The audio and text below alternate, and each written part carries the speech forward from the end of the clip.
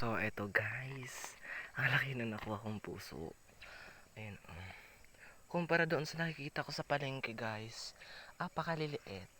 Tapos I think parang bulok na ata yun. And then also guys, tignan nyo guys. Diba, ayan yung mga puno ng nyog. Tignan nyo yung kanyang bunga. Ayan lang sa baba guys. Eto guys, oh. Look, oh. Tatlo. Tatlo siya guys. Ayan.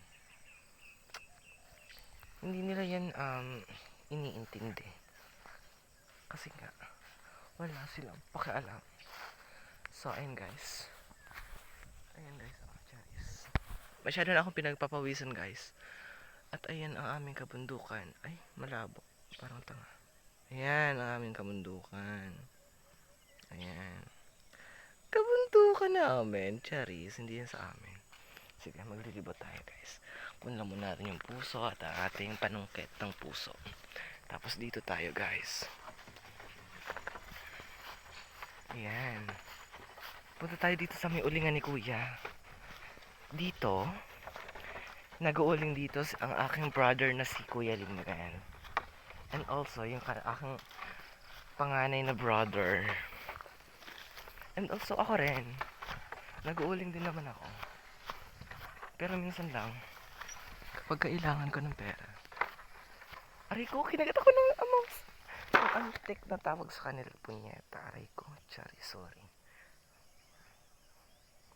Ayun.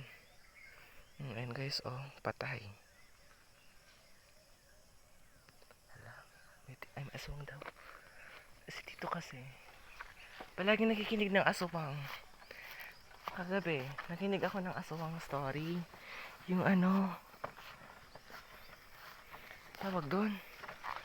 Yung kay ano, The Voice Addict. Yes. Ayan, nandito na tayo sa ating kalupaan. Charis. Ayan guys, look. Ayun yung kalabaw ng aking nanay. Ayun, sa taas. Hindi kita. Tignan natin. Ay, hindi kita. Ayun oh, ayun. Ayun, basta andun. Ayun oh. Diba, sabi sa inyo. Kalabaw yun ng aking nanay. Tapos eto, dito kami ang nag-uuling. Oh, ayan.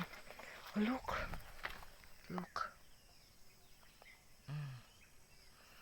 Kapag hinawakan mo yan, yung kamay mo parang nasusunog. Yun bang parang magre-red siya.